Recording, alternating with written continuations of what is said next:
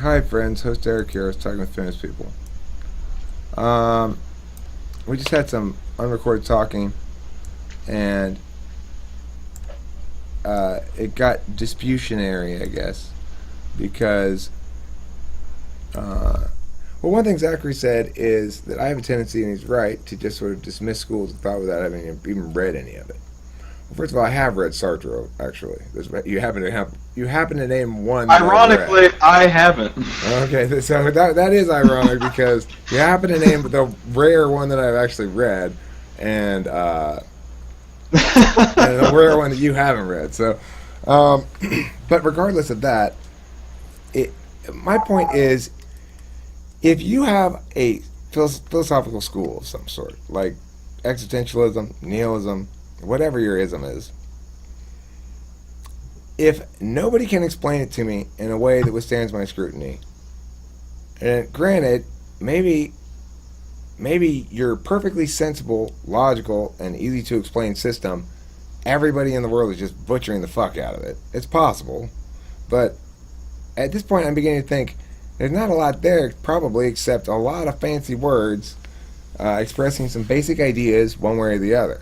There aren't a whole. Yeah, that's one of my problems with existentialism, is that I feel that it just seems kind of circle jerkery on the whole thing. The whole idea of like life is meaningless. It's hard for me to read like Albert Camus and stuff. One of my old professors recommended Albert Camus to me, and I just couldn't. I couldn't get through it. It just seemed kind of like, ironically, pointless to me. Ironically, it was meaningless to me, and yeah, I would rather spend my time trying to justify things that I think are true or objectively true, as opposed to, and not to say I don't think it's important to read the sort of antithesis to one's ideas, but I mean, I don't feel like there's anything really to gain from the existentialist thought, you know? I agree with you, but Taylor, have you done a lot of reading and philosophy shit stuff at all? How did you come to your Yeah, ideas? You did a lot of reading. I did. I took as many philosophy electives as I was allowed to. They let you take one. Three, nice. That's two more than one. What'd you major do? What I make of it, mental masturbation. Or I meant, I asked you what you majored in. Oh, econ. The thing is, I like philosophy. I don't think it's just mental masturbation, but I do think that the work's mostly been done, right? That's the nice thing about it, in my opinion now, is that I didn't used to think this. I used to be that, to the extent that I would have thought it would have frustrated me because I would have felt as though it wouldn't have counted if I didn't come up with it myself. 'Cause I'm a fucking idiot like that. You know, it's like, Eric, you can't come up with everything yourself. And the shit you come up with when you refuse to look shit up is usually way worse than the first result, the first Google result. So, for example, when I want to make something to hold my camera, I'm not going to Google how to make an easy camera stand. I'm going to make up something, and it's going to suck. Anyway, that notwithstanding, the point being that philosophy, it's addressed some of the issues. We got it narrowed down into argument sets, deontology, Right. utilitarianism, all that kind of shit. But it's devolved into it because it's all kind of been done before, it seems like. I don't think there's a lot of new philosophizing. All the new philosophizing is discourse critique, primarily. Okay, so, and if you're talking about discourse critique, and then a lot of it devolves instantly into a reification fallacy, where mistaking individuals for their groups and having non-defined groups of victims that you can fight for, as though they just sort of stand there and wait for you to come deliver them prizes. You know, oh, what are we going to do? We're the helpless poor that need prizes. Where are our prizes? Anyway, You think that modern philosophy is pretty much comprised of polemics and apologists? well, I don't know. Apologists for what? I think a lot of modern philosophers are pretty big apologists for Marxism, if I'm not mistaken, like Zizek and Chomsky and those people. Yeah. Well, I mean, we could do critical theory like that. easily enough. You simply go, existing discourse regarding the discursive impacts of both capitalist paradigm and existing superstructures of the dominant elite. Right? You gotta have those words in there that give you your agent of evil, and then you say, these narratives of revolution are subsumed by the dominant elite and converted back into weapons of oppression. And we can see examples in the following thing right here, right? So what we need to make sure we do, is somehow construct a system of language policing that will allow us to know which individuals are this or that or the other thing. So if whatever it is you're trying to argue against, you have to have some sort of theme to wrap it around, right? And then you just go, existing structures are subject to being taken over by powerful people, and then those structures are subject to being misused or abused to cause negative harms. And the structures are not consistent with one another in reality. So sometimes we apply a fair structure, sometimes we apply an unfair structure. It's inconsistent. And yet we cannot reject the status quo in attempting to solve problems in the status quo. There's no abandoning history. That you have to take into account the fact that in this moment, systems are in process, doing shit, executing their functions, whether we like them or not. And so we're going to have to modify most of those systems, because it's difficult to dislodge an entire system that's in process and just destroy it, you know?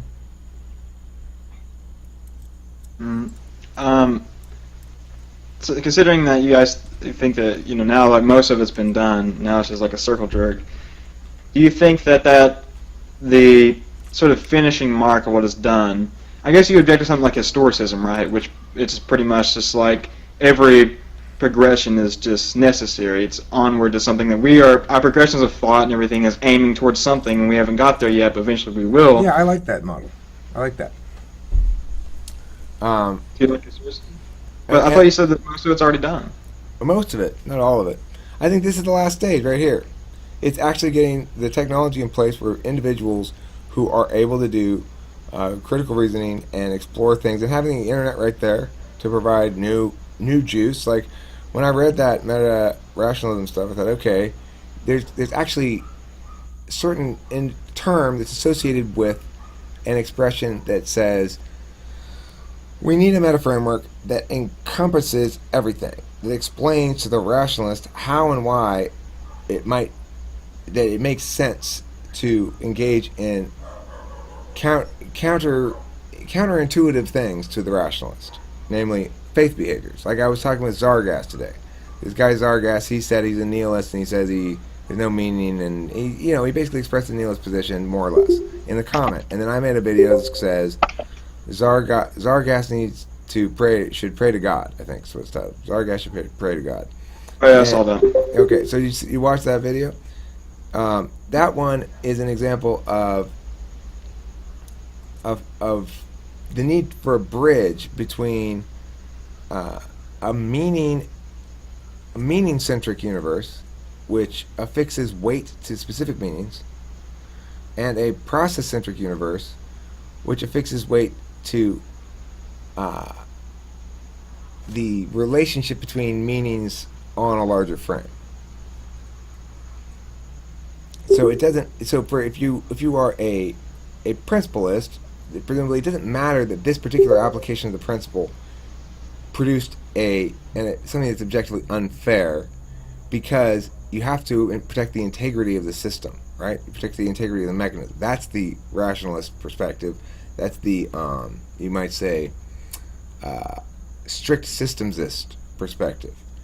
But the individual meaning perspective, the particularist perspective, is one that says, well, no, these are individual human beings in this sort of infinite universe of their own life in this moment, and they're experiencing direct harms of injustice. We have the capacity to stop it. We have the ability to see it because we're intuitive human beings. Why should we prioritize the system in this instance? And so we're faced with this conundrum where both of those things are very attractive models to understand. And I think that the bridge is simply this. We we need to prioritize the system of argumentation first and foremost, not principlism per se, except insofar as the principle is the principle that the arguments can be legitimately broken down into vectors. What kind of argument is it? Relative strengths of argument. They can do things in an argument chain, like knock this out, thereby eliminating this thing that came from the impact or whatever, that they work in that fashion, okay? But additionally, we need to acknowledge that in not all formats is that the way to go. You don't always want to take a rationalist framework. And I used the example in an earlier video, I guess it was that one, about convincing a woman through argumentation that I have satisfied her in bed, right? Yeah, that made me. I fucking laughed so hard at that. It wouldn't work. Doesn't matter how good an arguer I am, I'm not going to sell her on that notion unless I actually did it, right? So, I think it's a good example, and I think it makes the point that obviously that's a good way to adjudicate what's rational and what's not rational. Can you argue about it? Will arguing do any good? Will winning the argument change anything? That's a good perspective, or at least it's. I understand that it's sometimes there is more utility in taking a sort of intuitive approach, I suppose. But I would go one further, and this is something I don't think I've expressed yet. I feel like I'm kind of repeating myself, but and this is a new notion, which is that irrationality is required at the last stage. You have to actively be engaging in behavior that you know is irrational. So for me, my faith-based behavior involves begging the question as the primary. I tend to refer to it as non-rational. It just struck me right now. It's actually irrational. It's saying it's not non-rational like going poop or having sex. It's irrational like, nuh-uh, I am believing in this mechanism even though the evidence right in front of me proves it's not. I shouldn't, right?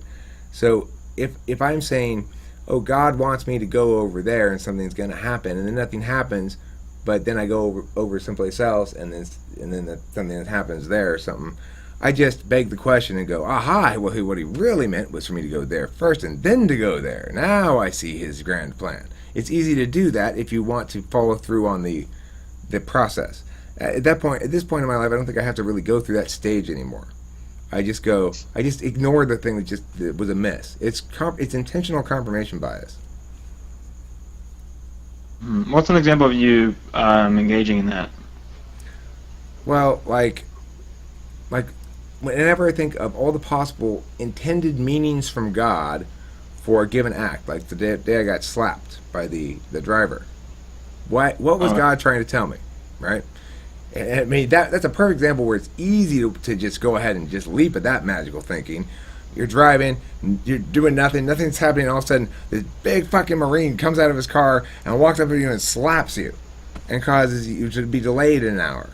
I do that shit too. I will. The other day, I got up out of my chair and I hit my fucking head right here, like so hard, and I was like, oh my god, like, did I do something wrong? Like that was the first intuition was just like, what is the universe trying to tell me? Why would it do this to me? I do experience an occasional thing where I go, see, Eric, that's what you fucking get, dude. That's what you fucking get. You know better. I say that to myself sometimes. I can't think of a good example at the moment, but I definitely do that. But I tend to think of it the other direction. I tend to be like, oh, mighty Lord, what adventures do you have in store for me today? You get up out of bed, like, open your curtains. Ah, good morning. It's a great day. What does God have in store for me today? I'm so excited. You sit down and have breakfast. This toast tastes so good. Eric, you're going to the mountains next. Just put down your spoon, get in the car, just drive to the mountains. What's going to be there? You'll see when you get there.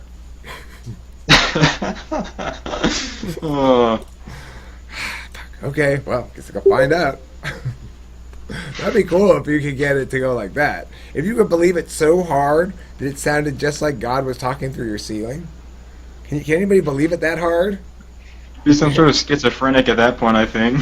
I'm gonna try believing harder. I've got security cameras that you can talk through and listen through. And, Really? when I first Yeah, when I first put them in, I didn't tell my daughter, and so you can speak through. You can change the cameras. So I started speaking through one camera, and then moved to a different camera, and kept bouncing my voice around the house, but I wasn't in. You can't escape me. Yeah. By the time I came in from smoking my cigarette, I was kind of freaked out. But it was fun being God for a minute. Yeah. Well, I think isn't that ultimately sort of the goal? I think that must be the goal of life, is to get as close to godhood as you can, which would mean I mean, we are made in His image. we might be.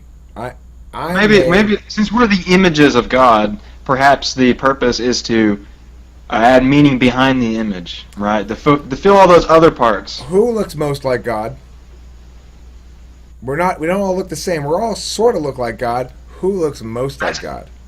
Danny Glover. You're right.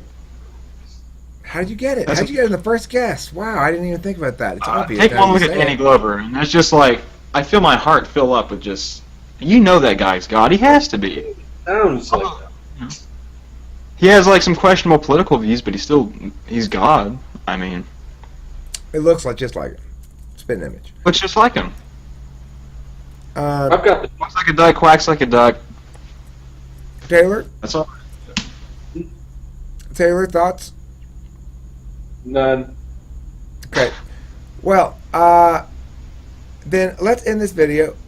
I've been at this for, I'm not sure how long. Let's see. Some of us have come and gone, and Taylor's been at this for the whole time too, as far as I can tell. And it's 16:55 is this video. Thanks for watching Talking with Famous People.